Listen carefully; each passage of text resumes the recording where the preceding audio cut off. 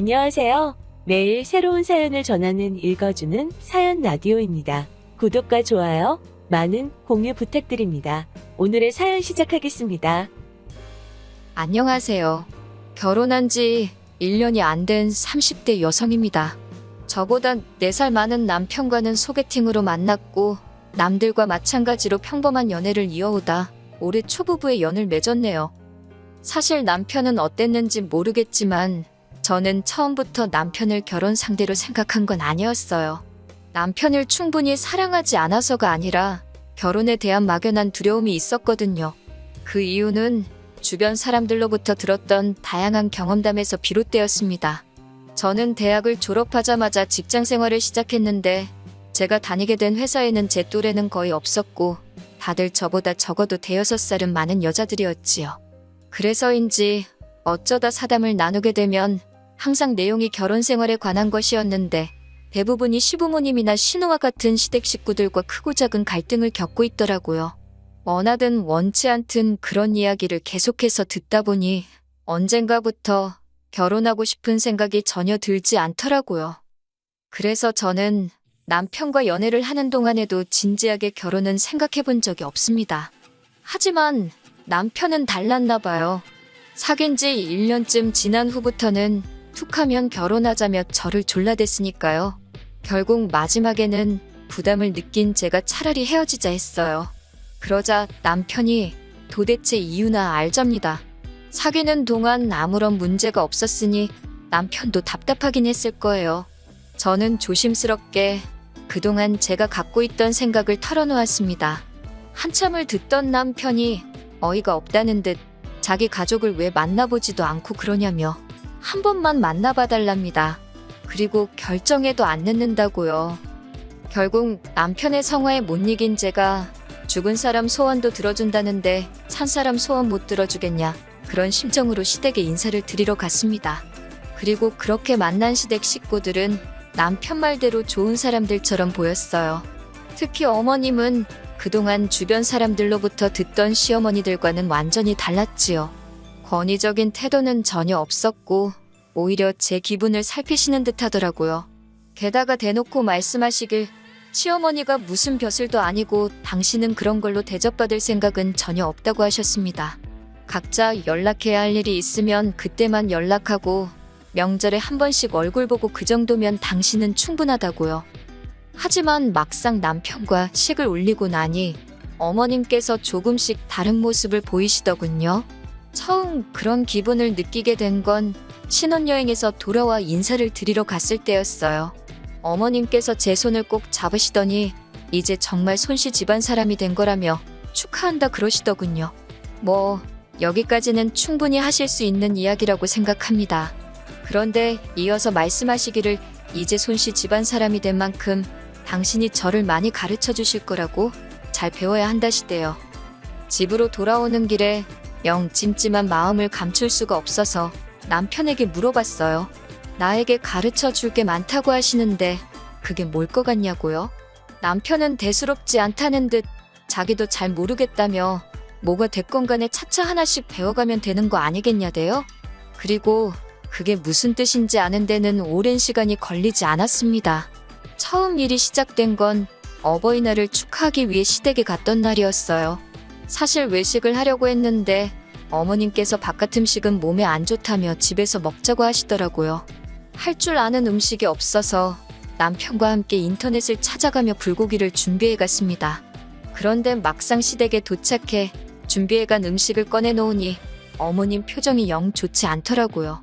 그리고는 저희가 해간 음식을 맛보시더니 대뜸 친정부모님은 씀씀이가 크시냐, 반찬이랑 그런 것도 다 사먹고 사냐고 물어보셨습니다. 뜬금없는 질문에 당황했지만 일단은 아니라 대답부터 했지요. 그러자 어머님께서 고개를 갸웃거리시면서 그런데 어째서 딸한테 음식하는 것도 안 가르치신 것 같다고. 솔직히 그게 서로 무슨 상관인가 싶대요. 불고기가 입맛에 안 맞으시냐 물으니 짜고 달고 못 먹겠다 하셔서 제가 남편을 바라보며 잔소리를 했습니다. 간 좀 똑바로 보지 그랬냐고. 자기 어머니인데 어머님 입맛 하나 못 맞추냐고요. 그러자 어머님께서 당황한 얼굴로 그걸 왜 남편 탓을 하냐 하시길래 가는 이 사람이 봤다고 말씀드렸네요. 남편은 어머님더러 그냥 대충 드시지 뭘 그런 걸 타박을 하시냐며, 그러니까 외식하자고 하지 않았냐고, 왜 집에서 드신다고 고집을 피우셨냐며 짜증을 내고, 예상하셨겠지만 분위기가 완전히 엉망이 됐지요. 그리고 그렇게 시댁에 다녀온 지 일주일도 채 지나지 않았을 때였어요. 어머님으로부터 전화가 걸려왔는데 연락할 일이 있을 때만 연락하자던 분이셨으니 무슨 일이라도 생겼나 싶어서 얼른 전화를 받았습니다. 그런데 전화를 받자 대뜸 하시는 말씀이 지난번에 저희가 왔다 간 이후로 영 신경 쓰이는 게 있어서 전화를 하셨다고요. 무슨 일 때문에 그러시냐 하니까 지난번에 피곤해 보이던 저희 남편 얼굴이 영 마음에 걸려서 하셨답니다. 그날 사실 말을 안 해서 그렇지 저나 남편 둘 다 야근하고 집에 와서 새벽에 불고기 양념하고 그랬거든요. 그러니 당연히 피곤할 수밖에 없었지요. 게다가 시댁은 저희 집에서 차로 3시간 거리에 있어요. 갈 때는 남편이, 올 때는 제가 운전을 했는데 어머님은 그런 속사정은 모르셨으니까. 하지만 제가 이걸 구구절절 말하자니 그것도 참 못하고, 그래서 요새 일 때문에 피곤해서 그렇게 보인 것 같다고 둘러댔어요. 그러자 어머님께선 그럴수록 사람이 잘 먹고 다녀야 한다면서 뜬금없이 남편 아침밥은 잘 챙겨주고 있냐고 물으셨습니다.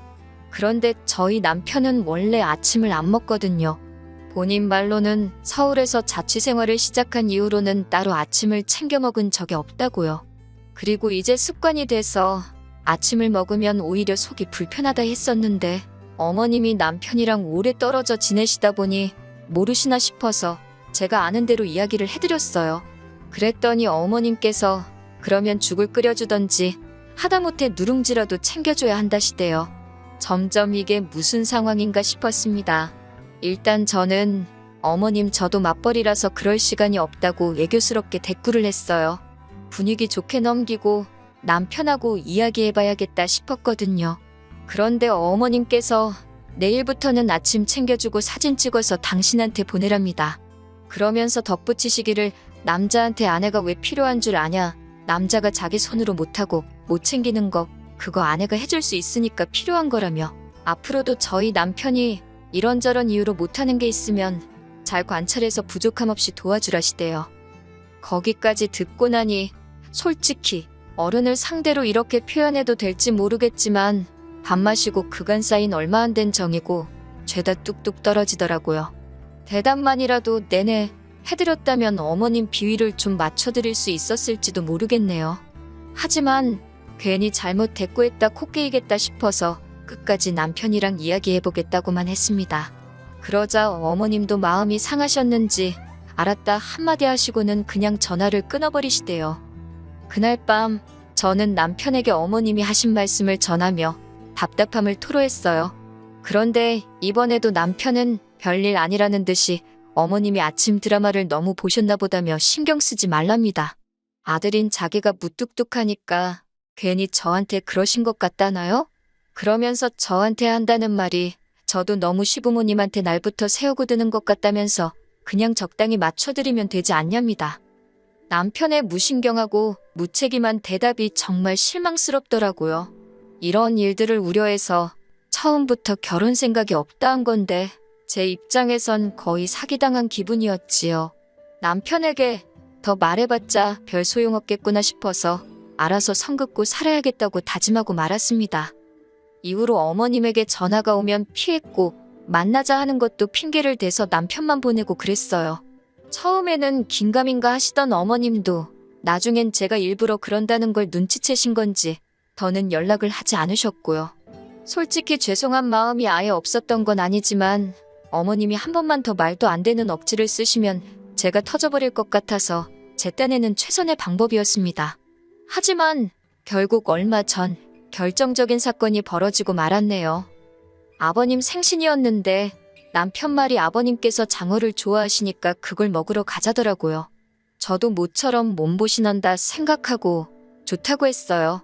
그런데 또다시 어머님께서 바깥 음식은 안 먹으니만 못하다며 집에서 먹자고 하시는데 저희 집에서 먹자고 하시는 거예요. 모처럼 서울 구경도 하고 그러고 싶으시다고요. 남편이 난처하다는 듯 어쩌면 좋겠냐길래 그러시라 했습니다.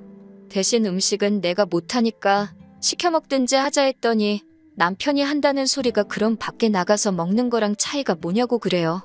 듣고 보니 맞는 말이라 그러면 당신이 음식을 하라고 했습니다.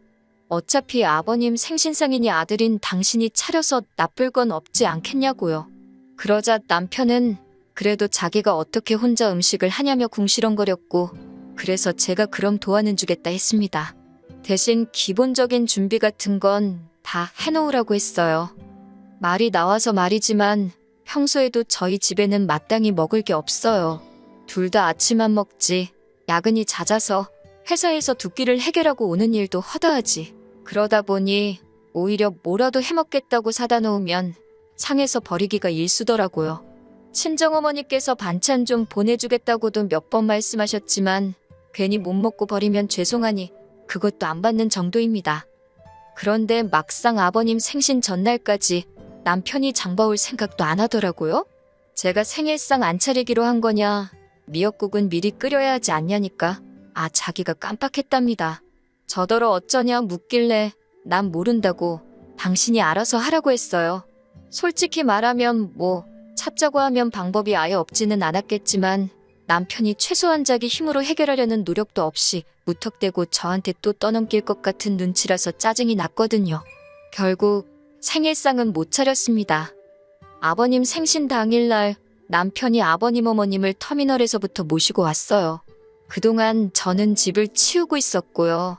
집 안으로 들어오시는 두 분의 표정이 영 좋지 않아서 생일상 이야기를 했다는 걸 눈치챌 수 있었습니다. 어머님께서 저더러 이리 와서 앉아보라길래 또 그새 무슨 흠이 잡혔나 싶어서 심장이 벌렁벌렁 하더라고요.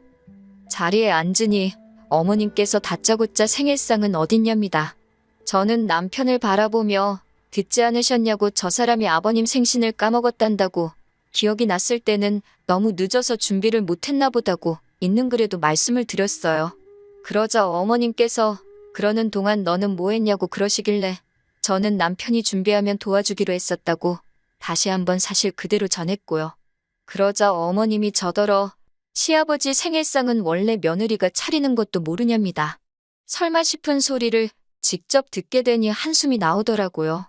시부모님 자식인 남편이 까먹어서 못 챙긴 생일상을 제 탓을 하시는 거냐 물으니 당신이 전에도 말하지 않았냐고 남편이 못하는 걸 아내가 해주는 거라고 시댁 식구들 경조사 챙기고 그러는 건 아내가 해야 할 기본 덕목이라나요? 말도 안 되는 어머님의 억지에 저도 모르게 웃을 뻔한 걸 간신히 참고는 억지 쓰지 마시라고 했어요. 그러자 남편이 저더러 어른이 뭐라 하면 그냥 죄송하다 하면 되지 왜 거기서 시시비비를 가리냐고 저한테 막 화를 내더라고요. 아버님은 이 꼴 저 꼴 보기 싫다 방에 들어가셨고 저는 어이가 없어서 남편더러 어디 어머님께서 말씀하고 계시는데 당신이 목소리를 높이냐고 그랬습니다. 지난번에도 어머님한테 짜증을 내더니 어디서 배워먹은 싸가지냐고요.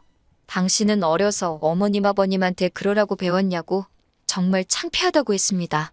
그리고는 어떻게 부모 생일을 까먹을 수가 있냐고 당신이 그러고도 자식이라고 할 수 있냐고 사부쳤지요. 어머님께도 왜 자식을 이렇게 키우셔서 저를 힘들게 하시냐고 따졌고요. 화가 있는 대로 나신 시부모님은 생일상은 무슨 그대로 다시 내려가셨고 이후에 남편에게 전화를 해서는 이 마누라 그러니까 저 말이에요. 제정신이 아닌 것 같다고 하시더랍니다. 남편에게 어디서 그런 물건을 데려왔냐고 어머님께서 남편더러 두 번 다시 절 보고 싶지 않다 하셨다는데 저는 속으로 쾌재를 불렀지요. 제가 손해볼 게 전혀 없었으니까요. 남편과는 이후로 며칠에 걸쳐 냉정과 대화를 반복했습니다.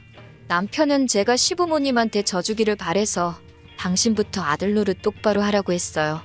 내가 언제 당신더러 장인장모한테 잘하라 하냐고 각자 할도리부터 하고 부탁을 하던지 하자고 선을 그었지요. 그제서야 남편은 노력해보겠다면서 그 와중에도 저한테도 노력해달라고 하길래 조건 달지 말라고 사부쳤지요 뭐. 남편과 완전히 이혼을 하지 않는 한 결국 어머님과 다시 마주할 날이 있겠지요. 그러면 또 거지 같은 일들도 있을 테고요. 그래도 왠지 그때는 지금보다 더 현명하게 처신할 수 있을 것 같은 확신이 듭니다. 긴 이야기 들어주셔서 감사합니다. 오늘의 사연은 여기까지입니다. 구독과 좋아요, 알람 설정해주시면 앞으로 더 좋은 사연으로 찾아오겠습니다. 감사합니다. 안녕하세요. 매일 새로운 사연을 전하는 읽어주는 사연 라디오입니다. 구독과 좋아요, 많은 공유 부탁드립니다. 오늘의 사연 시작하겠습니다. 안녕하세요. 올해로 결혼한 지 8년 된 40대 중반의 여성입니다. 남편과는 여행을 하다 만났는데 당시 남편은 소매치기를 당해 오도 가도 못하는 상황이었어요. 그걸 제가 도와주면서 통성명을 하게 되었고 그게 인연이 되어 영화처럼 결혼까지 하게 되었네요. 이미 남편과 제가 만나기 시작했을 당시 남편이나 저 두 사람 다 나이가 많았습니다. 뿐만 아니라 구구절절 밝힐 수는 없지만 여러 가지 제약들이 있어서 남편과 오랜 고민 끝에 아이는 갖지 않기로 했지요. 이는 결혼 전 양가 부모님께도 알렸던 부분이라서 제가 이 일로 시댁과 부딪히게 될 거라고는 상상도 못했네요. 결혼 준비는 어떻게 했냐면 당시 남편이나 저나 안정적인 직장을 다니고 있었고 모아둔 돈도 꽤 있었어요. 그도 그럴 것이 남편이나 저 두 사람 성격이 크게 돈 쓰는데 취미가 있는 것도 아니었고 어수선하고 북적이는 걸 좋아하지도 않아서 술자리도 즐기지 않았거든요. 취미생활이라고 해도 크게 돈 드는 일은 안 하다 보니 자연스레 저는 저대로 남편도 남편대로 돈을 모으게 되었던 것 같네요. 아무튼 그래서인지 본격적으로 결혼 준비를 하는 동안에도 양가의 경제적인 부분에 있어서 도움을 받을 필요가 없어서인지 여러모로 어려움이 없었습니다. 남편과 저 두 사람의 생활만 놓고 본다면 이 좋은 결혼을 왜 진작 안 했을까 싶을 만큼 알콩달콩 잘 지냈어요. 하지만 어머님이 뜬금없는 요구를 하시면서 남편에게 처음으로 싫은 소리를 하게 되었네요. 결혼한 지 1년쯤 되던 때였습니다. 하루는 어머님이 저와 데이트를 하고 싶으시다며 연락도 없이 저희 회사 앞으로 오셨더라고요. 살짝 당황했지만 그래도 기왕 오셨으니 맛집도 가고 근처 구경도 하다가 커피를 마시러 갔지요. 카페에 도착하고 나서야 어머님께서 갑자기 제 손을 잡으시더니 사실 하실 말씀이 있으시다며 저더러 이제 놀 만큼 놀았으니 슬슬 애를 가지라 하셨습니다. 당신 아들, 그러니까 제 남편이 몇 대 손이고 어쩌고 하시면서 말이에요. 순간 숨이 막히고 가슴이 답답해졌습니다. 제가 어머님께 처음 인사드리러 갔을 때 분명히 딩크로 살겠다고 말씀드리지 않았냐. 어머님께서도 저희 둘만 잘 살면 된다 하셔놓고 왜 갑자기 말을 바꾸시냐 했어요. 그러자 하신다는 말씀이 그래도 둘이 같이 살기 시작하면 마음을 바꿔먹을 줄 아셨답니다. 그러면서 당신 주변 분들은 이제 손주 크는 거 보는 재미로 산다는데 당신은 어디 가서 할 말도 없고 기가 팍 죽는다면서 요새 사는 재미가 없으시대요. 이러다 하루아침에 당신과 아버님이 콱 죽기라도 하면 저희더러 미안해서 어쩌려고 그러냐고요. 어머님의 궤변이 솔직히 너무 황당했어요. 저는 어머님께 아무리 그러셔도 못 낳는다고 선을 그었습니다. 벌써 제 나이가 얼만 줄 아시냐. 남편 나이는 또 어떻고 여러모로 걱정되는 바가 많아서 처음부터 안 낳기로 한 거다. 마음을 바꾸시라 했네요. 그러자 어머님께선 제가 이렇게 이기적인 줄 몰랐답니다. 당신 아들도 당신이 잘 아는데 실은 애를 가지고 싶을 거라나요? 그런데 저 때문에 안 갖는다는 게 분명하다며 제가 못된 거고 이기적인 거고 나쁜 거라시대요. 결국 어머님과의 데이트는 엉망이 되었고 집에 돌아온 제가 먼저 퇴근한 남편을 붙들고 오늘 있었던 일을 이야기했습니다. 남편 역시 황당해하며 갑자기 어머님께서 왜 그런 말씀을 꺼낸지 모르겠답니다. 무조건 자기가 다 미안하다면서요. 그리고는 한 번만 더 또 그런 식으로 말씀을 하시면 그냥 남편인 자기한테 문제가 있다고 그러랍니다. 아들이 문제 있다는데 뭐 어쩌시겠냐고요. 그러면서 제가 원하면 당장이라도 어머님께 전화해서 따지겠다는데 그건 제가 말렸어요. 지금 바로 그래봤자 아들 조종하는 못된 며느리 소리나 들을게 뻔했으니까요. 그리고 며칠 뒤 아버님의 생신을 축하하기 위한 자리에서 어머님은 또 다시 손주 이야기를 꺼내셨습니다. 저희가 생신 축하드린다며 용돈을 챙겨드렸는데 이런 거 다 필요 없다며 내년엔 손주 없으면 오지도 말라시대요. 그러자 남편이 크게 화를 내면서 자기 몸에 문제가 있어서 아이를 못 갖는 거라 했어요. 사실대로 말씀드릴 수가 없어서 어머님 아버님이 속상해 하실까봐 못 갖는 게 아니라 안 갖는다 한 거라고 둘러대면서 말이지요. 이땐 어머님뿐만 아니라 아버님까지도 크게 충격을 받으신 눈치라서 괜히 제가 다 죄송해지더라고요. 그래도 덕분에 소위 어머님의 손주 타령은 멈춰졌습니다. 그리고 얼마 지나지 않아 집안에 생각지도 못한 소식이 들려왔어요. 신우가 시집을 가겠다며 남자를 데리고 왔거든요. 문제는 이걸 문제라고 하는 게 맞나 싶긴 한데 신우는 저희 남편보다 12살이 어린 동생이에요. 다시 말하자면 시집 가겠다 하던 당시 신우 나이가 25인가 26인가 그랬거든요. 근데 이제 막 전역했다는 23살 먹은 남자를 데려왔으니 시부모님께선 절대 결혼 허락은 못 해준다며 크게 반대를 하셨습니다. 비단 남자가 연하라서 그런 건 아니었고 조건 자체가 마음에 안 든다고요. 며느리로서 이런 말을 해도 될지는 모르겠지만 솔직히 저희 시댁도 크게 내세울 게 있는 건 아니에요. 그나마 저희 남편 하나만 소위 개천에서 나온 용이라고 해야 하나? 그래도 뭐 딸 가진 부모 마음이 그렇잖아요. 좀 더 괜찮은 남자를 만나서 편하게 살았으면 하는 거요. 그런데 신우가 데려온 남자는 시부모님 눈에는 그럴 만한 깜냥이 안 돼 보였던 모양입니다. 하지만 아무리 반대하면 뭐 하겠어요. 둘이 좋아 죽으니 결국 별 수가 없더라고요. 신우가 단식 투쟁까지 시작하자 어머님 아버님께서 신우의 결혼을 허락하셨습니다. 그런데 어이없게도 신우의 결혼 이야기가 진행되고 얼마 되지 않았을 때 저희를 부르시더니 돈 좀 보태달라 하시대요. 원래부터 축의금을 500 정도는 생각하고 있었는데 어머님이 대놓고 돈을 보태라시니 처음엔 한 몇백, 진짜 많아야 1000만 원 정도 말씀하시나 했지요. 그런데 뒤이어 말씀하시길 애들 신혼집을 구해주면 안 되겠냐입니다. 까놓고 말해서 어디 돈 맡겨 놓으셨냐는 소리가 튀어나올 지경이었어요. 하지만 결론부터 말하자면 남편이 자기 명의로 오피스텔 전세를 구해줬습니다. 대출이자 안 내도 되고 월세 안 내면서 사는 게 어디냐고 고마운 줄 알고 착실하게 돈 모아서 나가라고 하면서요. 전 솔직히 이런 남편의 생각에 찬성은 아니었어요. 남이 보기엔 돈도 남편이 번 돈이었고 어찌됐건 신우에게 꽁으로 돈을 준 건 아니니 뭐가 문제냐 싶을 수도 있지만 가족이고 친구고 경제적인 걸로 얽혀서 좋을 게 없잖아요. 하지만 남편이 그래도 자기가 장남이자 오빠니까 이해해달라대요. 그리고 신우는 얼마 지나지 않아 상둥이를 임신, 출산했습니다. 어머님 아버님께선 왔다 갔다 1시간이 넘는 거리를 오가시며 신우 애들을 봐주시기 시작하셨는데 제가 아는 한 이는 몇 년 동안 계속되었어요. 어머님께서 고생을 정말 많이 하셨지요. 게다가 이건 뭐 솔직히 제가 간섭할 문제는 아닐 수도 있지만 그 긴 세월 동안 신우가 어머님께 얼마씩 챙겨드린 것 같지도 않더라고요. 언젠가 한번 어머님께서 이모님한테 지들 밥벌이라도 하고 살면 소원이 없겠다고 하소연하시는 걸 들은 적이 있었거든요. 한편 저희 부부는 신우 부부에 비하면 저희 입으로 말하기 그렇지만 자식 노릇, 자식 돌이 제법 하고 살았습니다. 신혼애에 비하면 받은 건 일절 없었지만 그래도 할도리는 하고 사는 게 맞다 싶었으니까요. 제가 뭐 저희 부부가 이것도 해드리고 저것도 해드렸다며 하나씩 전부 다 말하자는 건 아니지만 능력이 닿는 한 시댁 친정 가리지 않고 성심성의껏 물심양면으로 해드렸다고는 자신있게 말할 수 있어요. 그런데 이런 게 신우 눈에는 저희가 돈이 남아돌아서 그러는 걸로 보였던 걸까요?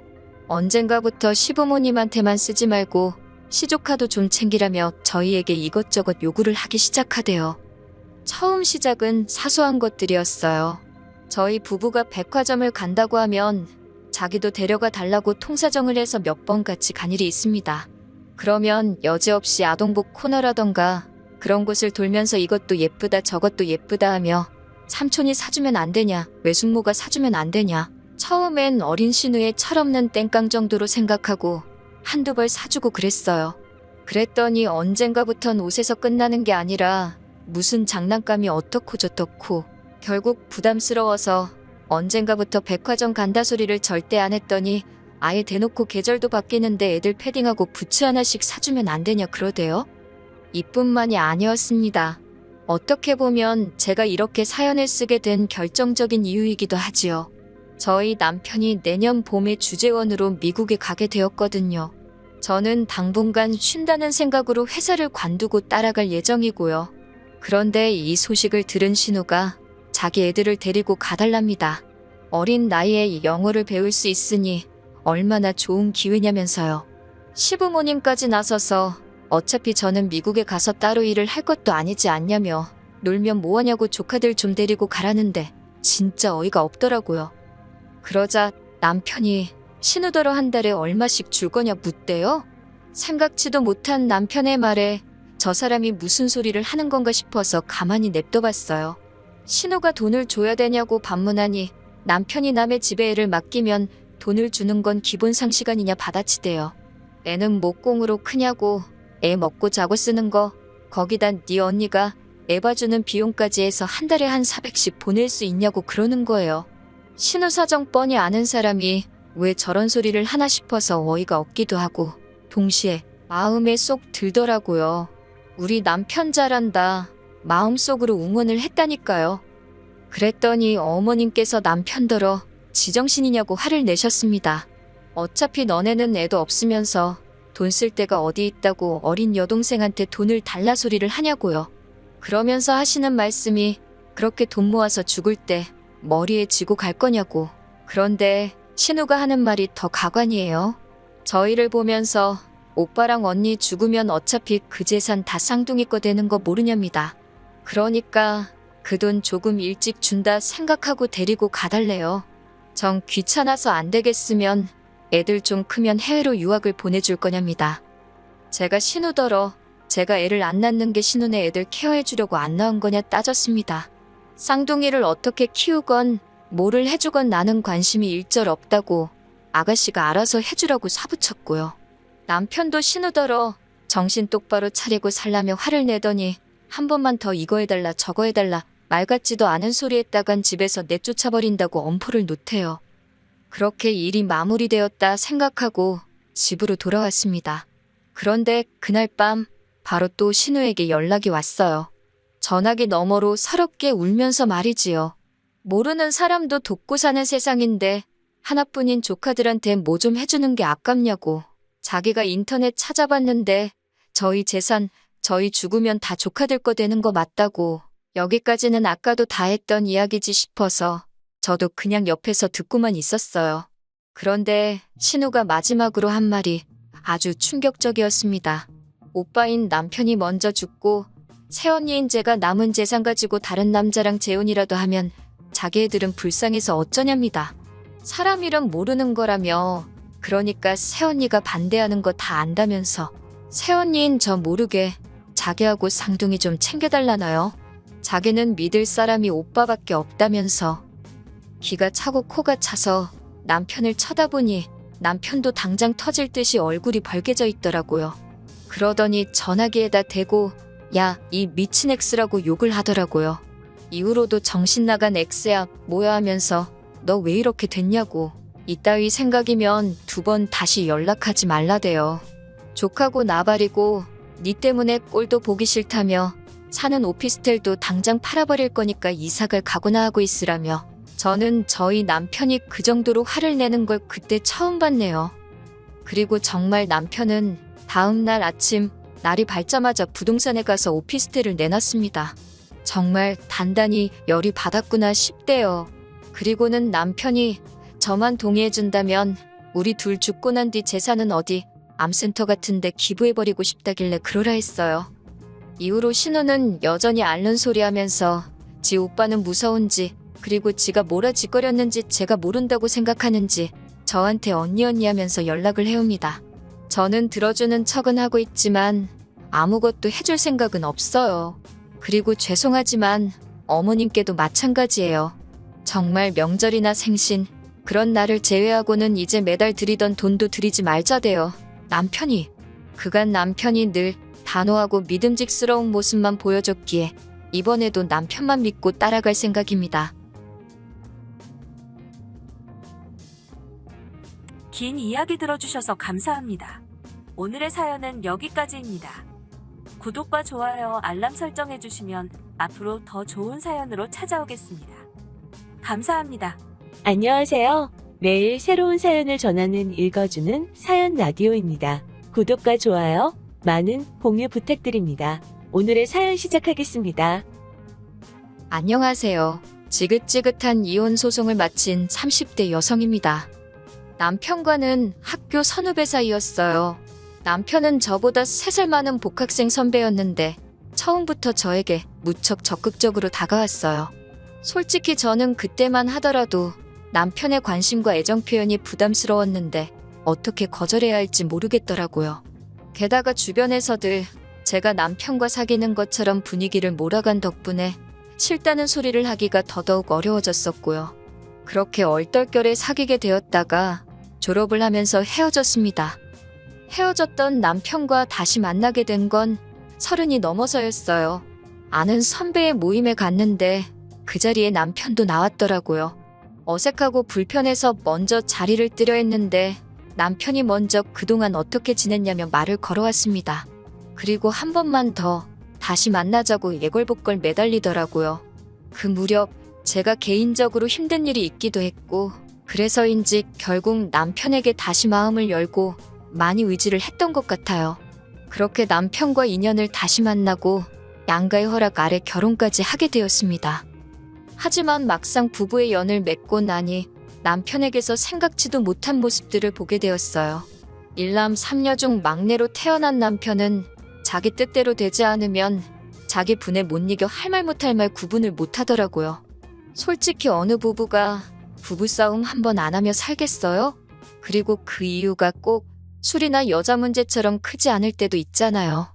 그런데 남편은 아주 사소한 문제로 저랑 부딪히더라도 걸핏하면 이혼 소리를 입에 달고 살았습니다. 노력하자, 잘해보자가 아니라 이럴 거면 이혼하자, 갈라서자, 나가라. 그런 소리를 들으면서도 당장에 이혼하지 않고 버텼던 건 하나뿐인 딸 때문이었어요. 사실 남편의 막말이 시작된 직후 저는 바로 헤어질 결심을 했었습니다. 하지만 그 무렵 몸 상태가 영 심상치 않아 혹시나 하는 마음에 임신 테스트를 해보게 되었고 결과는 두 줄이었지요. 계산을 해보니 허니문 베이비일 확률이 높았고 상황이 원망스러웠지만 어쨌든 제 뱃속에 새로운 생명이 있다고 하니 이혼은 차마 할 수가 없었습니다. 그때만 하더라도 다니던 회사도 관뒀지 혼자서 어떻게 아이를 키울 수 있을지 감이 엄두가 나지 않았거든요. 그래서 그때부터는 내 딸 하나만 잘 키우자 그 생각만 하면서 살자고 결심했네요. 시간이 흘러 결혼한 지 4년차가 되던 해였습니다. 4년 동안 이미 남편의 막말에 어느 정도 익숙해져서 너머라냐 떠들어라 안 듣는다 하고 흘려듣기 일쑤였어요. 처음 작정했던 것처럼 오로지 딸 하나만 보면서 살았네요. 그런 와중 너무나 건강하시고 정정하셔서 90까지도 거뜬히 사시겠구나 싶었던 아버님이 하루아침에 쓰러지시더니 일주일을 버티지 못하시고 돌아가셨습니다. 문제는 장례식을 마치자 어머님께서 대뜸 당신은 제사 안 지낸다고 하시더라고요. 원래도 제사가 없던 집이라서 솔직히 저는 이상할 게 없다고 생각했어요. 그런데 순식간에 집안은 발칵 뒤집어졌습니다. 결혼할 때도 들은 바가 없어 전혀 몰랐는데 알고 보니 돌아가신 아버님과 어머님은 재혼한 사이셨더라고요. 재혼해서 같이 산 세월은 10년 남짓이었고 아무튼 제사를 지내지 않겠다는 어머님의 말에 신우들이 개거품을 물더라고요. 불쌍한 자기들 아버지 제사밥도 못 얻어먹는 거냐며 얼마 전까지 어머님이라 부르던 사람한테 박 여사님, 아줌마, 별의별 호칭으로 갈아내려 부르더라고요. 며느리였지만 그래도 제 3자로서 봤을 땐 솔직히 신우들이 이상해 보였어요. 그렇게 돌아가신 아버님이 불쌍하면 지들 중 한 명이 총대 메고 제사 올리면 되는 거 아닌가 싶어서요. 살아생전 점잖으신 아버님이 어디선가 이 꼴을 보시면 뭔 소리를 하시겠나. 돌아가신 분도 편치 않겠다. 그런 생각도 들었고 아무튼 머리채만 안 잡았지 개싸움도 저런 개싸움이 없다 싶었지요. 그런데 대뜸 다음 날인가 그 다음 날인가 남편이 의기양양하게 집에 들어오더니 이제부터 제사는 지가 지낸답니다. 어이가 없었지요. 지가 무슨 수로 제사를 지내겠어요? 어떻게 하는지 두고 보자 싶어서 제사 전날까지도 모른 채 했습니다. 그런데 남편이 저희 친정어머니께 전화를 했던 모양이에요. 친정어머니께서 저더러 그래도 며느리 도리한다 생각하고 제사는 올리랍니다. 덕을 쌓는다 생각하라나요. 생각지도 못한 전화를 친정어머니께 받고 나니 너무 속상하더라고요. 남편이란 인간이 장인장모 어려운 게 없나 싶기도 하고, 사실 친정부모님이 속상해 하실까봐 그동안 어떻게 사는지 미주 알고 주알 말하지 않았거든요. 그러니 딸내미 속도 모르고 제사를 올려드려라 마라 하신 거겠지요. 어쩔 수 없이 딱 이번만이다 생각하고 그렇게 아버님이 돌아가신 지 한 달 만에 제사를 지내게 되었습니다. 하지만 몇 시까지 오겠다며 호언장담하던 신우 셋이 다 같이 짝이라도 한 듯 제가 음식 준비를 다 하고 나서야 도착하더라고요. 피곤하고 짜증도 나고 제사 지내고 가시라 하고 저는 그냥 방에 들어와 버렸어요. 그리고 얼마나의 시간이 흘렀나 살짝 잠이 들었는데 큰 신우가 저를 깨우더라고요. 자기들 이제 집에 간다면서요. 당연히 제사상이고 뭐고 치워진 거 하나도 없었고 어지럽혀진 집안을 보고 머리가 아파왔지만 그래도 정리를 하고 가라 마라 뭐 그런 소리도 안 했습니다. 그런데 둘째 신우가 부엌에서 부시럭거리고 있어 들여다보니 제가 한 음식을 챙기고 있더라고요. 제가 지금 뭐 하시냐 하니 이거 어차피 두고 가봤자 저랑 남편 둘이서 다 먹지도 못하지 않냐며 음식 남기면 벌 받는다고 자기가 가져간답니다. 제가 됐다고 벌 받아도 제가 받는다고 음식에 손 떼지 말라 했어요. 가뜩이나 그 음식 혼자 다 하느라 죽는 줄 알았는데 내가 미쳤다고 그걸 퍼주기까지 하나 싶었으니까요. 둘째 신우가 저더러 치사하답니다. 저는 신우더러 일도 안 하고 남의 것 가져가려는 그 심보도 참 고약하네요. 그러고 사부쳤어요. 그러자 큰 신우랑 막내 신우까지 나서서는 어디 윗사람한테 그러고 덤비냐입니다. 그걸 아는 분들이 어머님께 그리 덤볐냐니까 저더러 집안일에 기어들지 말래요. 그래서 저도 그럴 생각이라고 확실히 선 그어줘서 고맙다 했네요. 그러자 남편이 아주 생난리를 쳐댔어요. 어디 신우들 어려운 줄 모르고 하고 싶은 말 다 하고 사냐고요. 내가 지금 누구 제사 지내다 이 욕을 보고 있는데 그런 생각을 하니까 예전과 달리 분노라고 해야 하나요? 삭혀지지가 않는 거예요. 그런데 남편이 먼저 저더러 이혼하자입니다. 시댁 식구들 알기를 우습게 하는 여자는 자기 마누라 할 자격이 없다나요? 자기는 누이들하고 살 테니 저더러 혼자 잘 먹고 잘 살라고요. 그때 신우들 표정은 가관이었어요. 갑자기 다 큰 남동생이 당장이라도 자기들한테 들러붙을 것 같았는지 아주 아연실색을 하더라고요. 남편은 못 본 것 같았지만 막내 신우가 저더러 빨리 미안하다고 하랍니다. 막 뒤에서 열심히 저한테 꼴 같지 않은 사인을 보내던데 저는 보란 듯이 그래 이혼하자 그랬습니다. 아주 담담하게 이혼하는 게 좋겠다고 했어요. 그러자 이번만큼은 남편도 약간 주춤하는 기세를 보이대요. 그리고 이튿날 남편이 집을 나갔습니다. 처음엔 평소처럼 출근한 줄 알았는데 퇴근할 시간이 지나도록 집에 안 오더라고요. 걱정은 하나도 안 되었지만 그래도 어디 가서 비명행사한 건 아닌가 싶어서 전화는 한번 걸어봤어요. 그랬더니 또 그건 봤더군요. 한다는 소리가 자기 기분 풀릴 때까지 안 들어갈 거랍니다.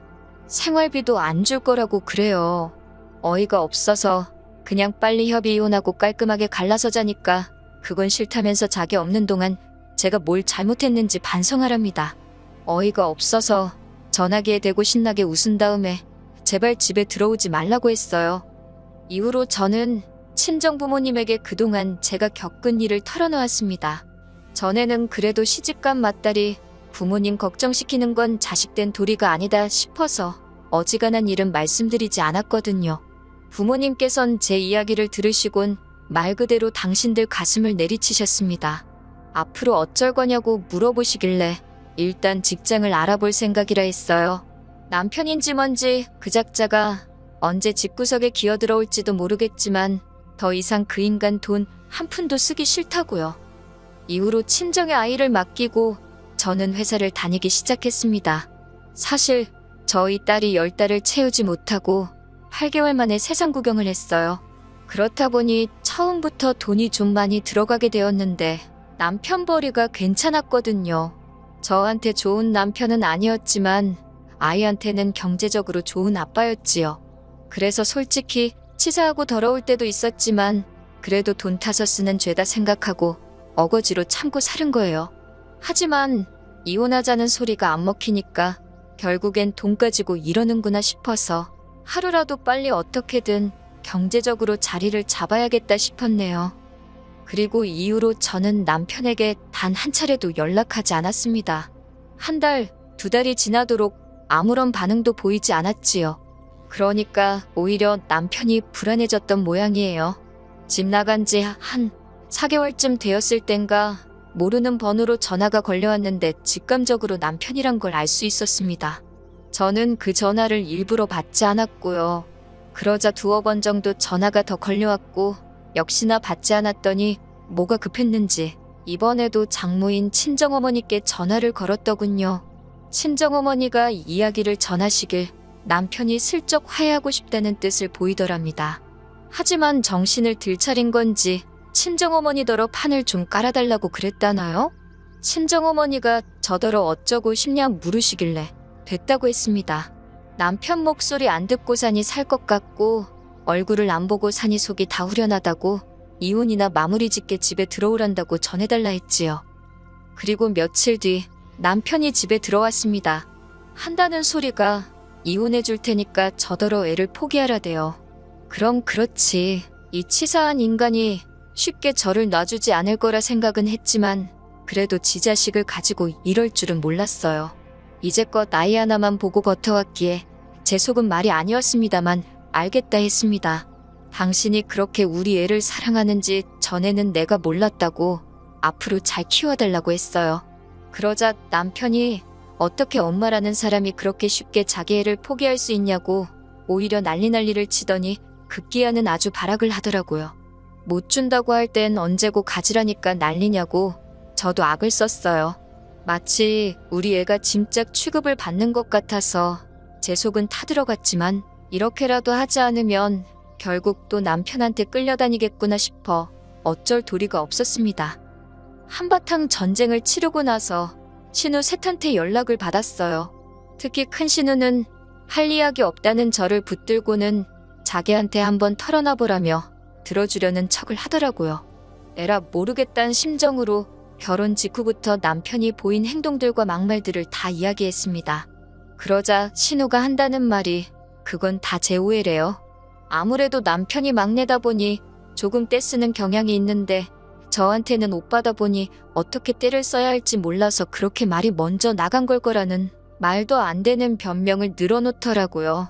그러면서 한다는 소리가 술 문제도 여자 문제도 아니고 그렇다고 돈을 못 벌어오는 것도 아닌데 저더러 참고 살랍니다. 원래 부부관계라는 게 한쪽이 참아주고 받아주고 그러면서 버티는 거라나 어쩐다나 그런 소리를 듣고 있으니 내가 뭘 바란 건가 싶더라고요. 어차피 팔은 안으로 굽는 걸 알면서 협의 이혼으로 진행하고 싶었지만 숙려기간에 남편이 마음이라도 바꾸면 전부 백지화 된답니다. 그 소리를 듣고는 바로 소송으로 마음을 굳혔어요. 변덕스럽고 찌질한 인간이 분명히 한다 했다 안 한다 했다 왔다리 갔다리 할 게 불보듯 뻔해서요. 그제서야 남편은 위자료까지 뺏기게 생겼다 싶어서인지 제 앞에서 싹싹 빌었습니다. 2번 다시는 이혼의 이응자도 입에 담지 않겠다며 저 없으면 못 산다나요. 그런 남편에게 나는 당신이 없어야 산다고 사부쳤습니다. 그리고 그동안 이혼하자 소리 입에 달고 산 거, 생활비랑 얘 가지고 협박한 거, 그런 게 다 증거로 인정을 받아서 제가 이기면서 이혼 소송이 마무리되었습니다. 여기 이렇게 짧게 적어서 그렇지 솔직히 1년이나 걸렸어요. 아, 양육권도 제가 가지고 왔습니다. 물론 애 아빠다 보니 어쩔 수 없이 한 달에 한두 번은 애를 보여주기 위해 만날 수밖에 없지만요. 원래는 이혼하기까지의 과정에서 본의 아니게 친정부모님께서 고생을 하게 만들었었지요.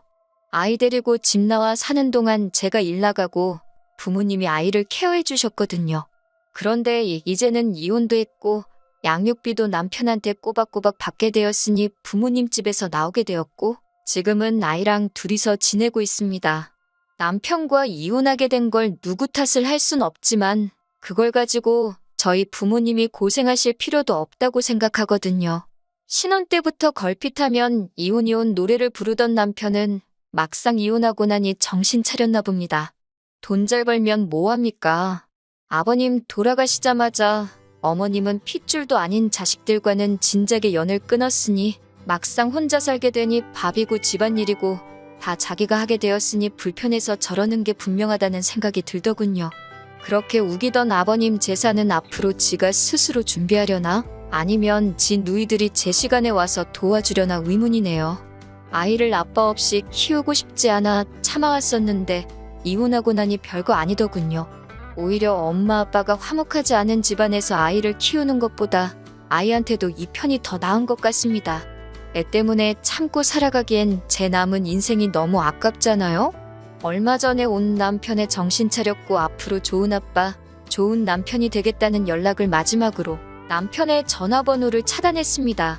친정부모님은 좋은 사람 만나서 때가 되면 재혼을 하라는데 사실 엄두도 안 나네요. 돈 벌어오는 거 당연히 수고스럽고 고마운 일이지만 그걸 가지고 생색내면서 뒷바라지해주고 애 키워주고 저는 식모도 아니고 남편의 엄마도 아니니까요. 돈 잘 벌면 결혼 상대보다 집에서 일해주는 사람을 구해야지요. 아무튼 결과적으로 그럭저럭 저는 잘 지내고 있습니다. 이혼은 분명 쉽지 않은 결정이었지만 후회 없는 선택이었어요. 긴 이야기 들어주셔서 감사합니다. 오늘의 사연은 여기까지입니다. 구독과 좋아요, 알람 설정해주시면 앞으로 더 좋은 사연으로 찾아오겠습니다. 감사합니다. 안녕하세요. 매일 새로운 사연을 전하는 읽어주는 사연 라디오입니다. 구독과 좋아요, 많은 공유 부탁드립니다. 오늘의 사연 시작하겠습니다. 안녕하세요. 시댁과 영근은 30대 여성이에요. 남편과는 결혼정보회사를 통해서 만났습니다. 일단 제가 결혼정보회사를 이용했던 건 사실 어디서 남자를 만나야 할지 모르겠더라고요.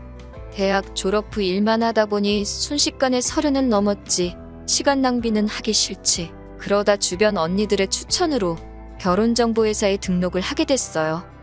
회사를 통해서 만나서인지 남편 조건 자체가 무난했어요. 외모야 사람마다 기준이 다르겠지만 둘 다 모난 구석 없었고 동종업계에서 종사하다 보니 수입도 비슷했습니다. 저희는 만남을 시작했고 1년이 채 되지 않아 결혼까지 약속하게 되었습니다. 양가 부모님들 다 노후 준비도 되어 있었고 크게 걱정할 거는 없는 분위기였어요. 상견례 분위기도 괜찮았고요. 그런데 본격적으로 결혼 준비를 시작하고 얼마 지나지 않아서 어머님이 저를 따로 불러 혹시 반반 결혼에 대해서 어떻게 생각하냐고 물으시더라고요. 갑작스러운 어머님의 말씀에 당황한 저에게 어머님께선 장남인 아주버님이 아직 미혼이라 그렇다며 사실 남편에게는 6살 많은 형이 있었는데 미혼이었거든요. 원래 시댁에서는 어떻게든 아들 둘을 순서대로 결혼시키려고 했다는데 뭐 아무튼 어머님 말씀이 차남을 장남보다 먼저 장가보내는데 돈까지 해주는 걸 알면 장남인 아주버님이 속상해할 것 같다나요? 좀 황당했지만 한편으로는 이참에 받지 말까? 그런 생각도 들긴 했어요. 솔직히 시부모님이 지원해주신다는 5천만 원이 크다면 큰 돈이긴 하지만 주변에 시댁 도움받고 결혼했다가 이리저리 끌려다니는 케이스를 제법 봐서 그런지 깔끔하게 안 받는 게 나을지도 모르겠다 싶더라고요. 결국 양쪽 부모님의 도움 없이 저희 둘만의 힘으로 신혼살림을 시작했습니다. 그래도 양쪽 부모님께 할도리는 하고 살았어요. 맞벌이를 하다 보니 첫 해를 지난 후에는 대부분 용돈을 드리거나 외식을 하는 편이긴 했지만 그래도 최선을 다해서 잘해드리려고 했어요. 이후로 어느 다른 부부들처럼 별거 아닌 이유로 속상하고 서운한 적도 있었지만 또 별거 아닌 이유로 즐거워하며 그렇게 부부 생활을 이어갔습니다. 그러다 아주버님이 장가를 가면서 생각지도 못한 문제들이 발생하기 시작했어요. 아주버님께서는 당신보다 10살 어린, 저보다도 어린 여자와 결혼을 했습니다.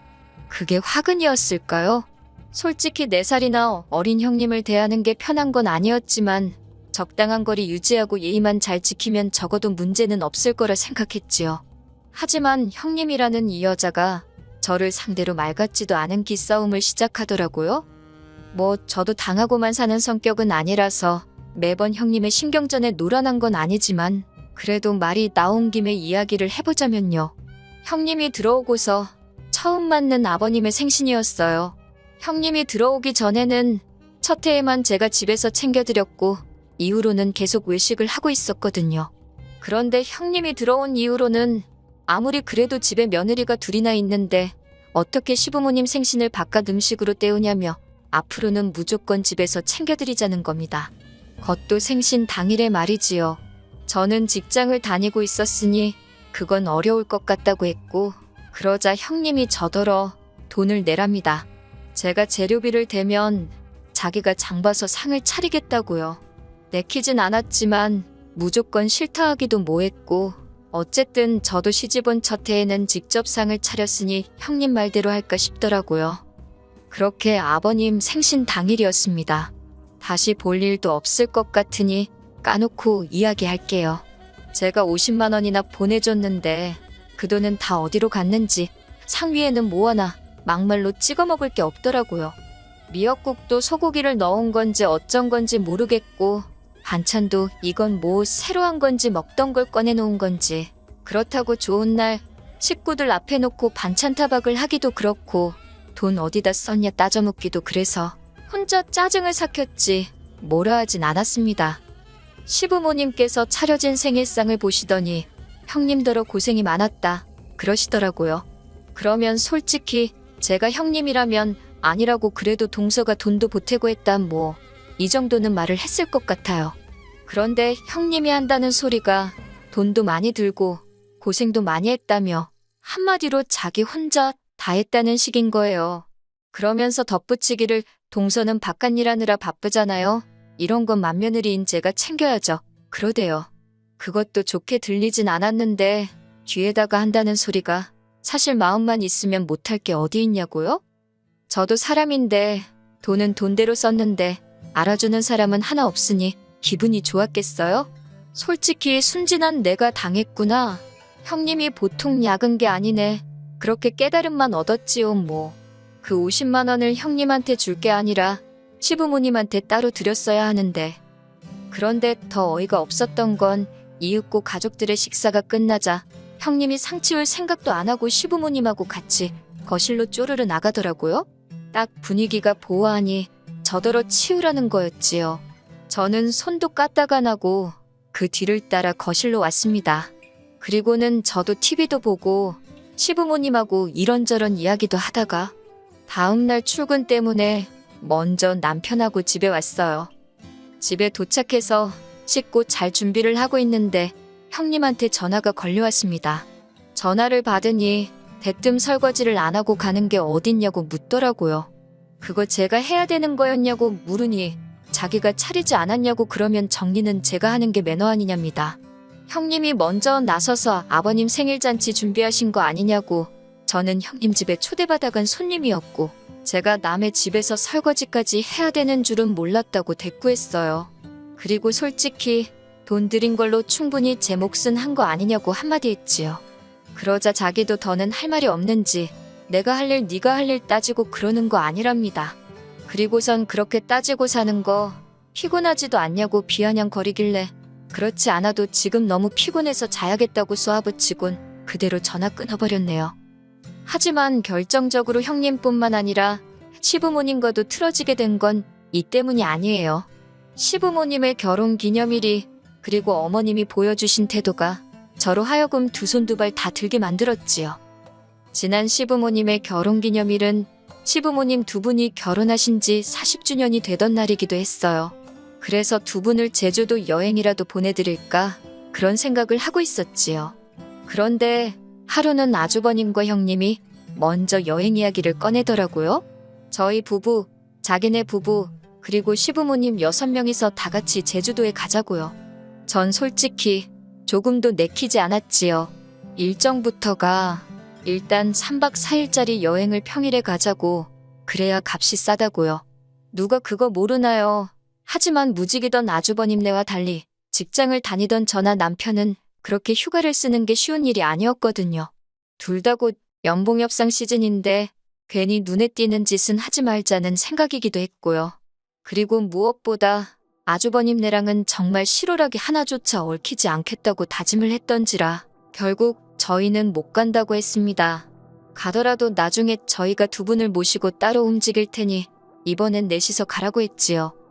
그러자 형님이 그래도 저희가 시부모님 여행 경비는 부담해야 하는 거 아니냐입니다. 자기네가 가이드처럼 여기저기 모시고 다니고 고생은 다 할 거니까 저희가 경비를 담당하는 게 공평하다나요?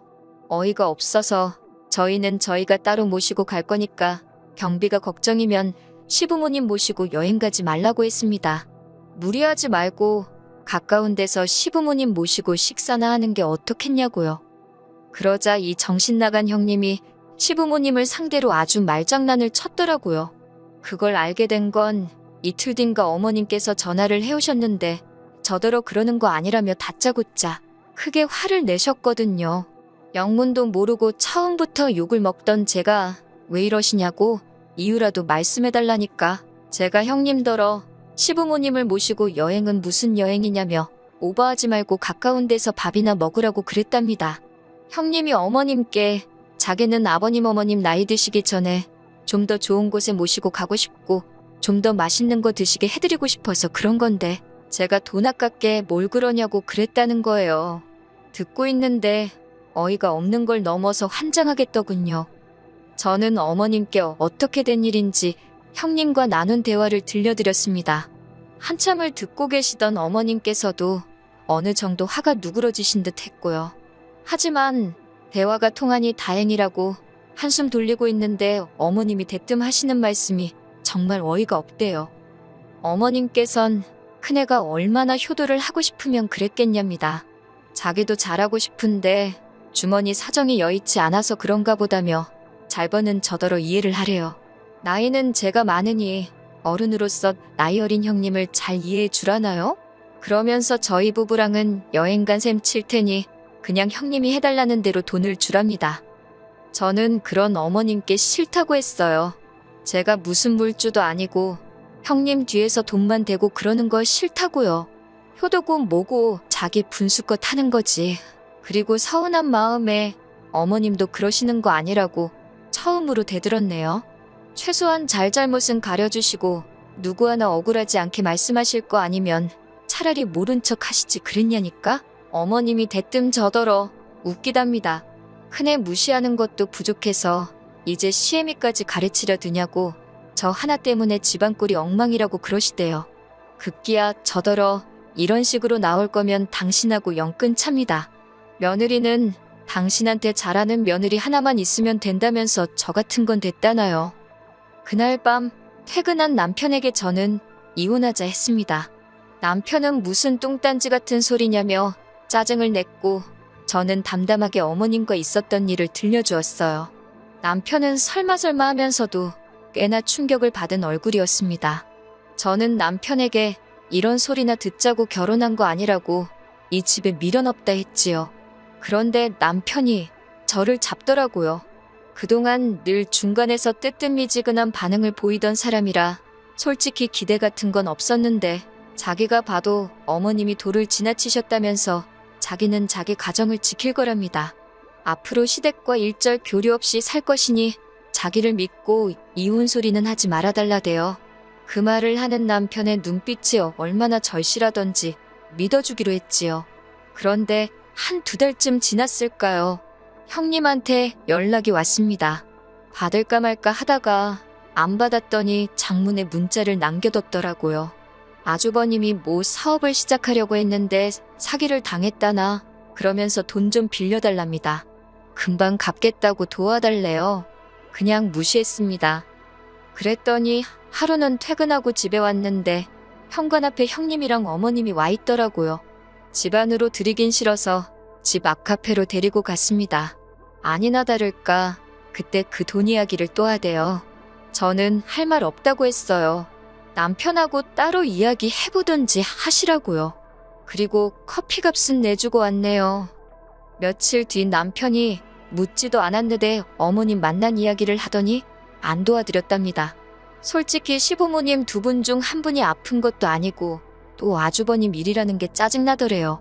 자기도 언제까지 거기 수발 들어주며 살 수는 없다며 남편이 단호한 태도를 보여주니 솔직히 안심이 되더라니까요. 앞으로도 남편이 잘 행동하리란 믿고 살아도 될 것 같아요. 긴 이야기 들어주셔서 감사합니다. 오늘의 사연은 여기까지입니다. 구독과 좋아요, 알람 설정해주시면 앞으로 더 좋은 사연으로 찾아오겠습니다. 감사합니다.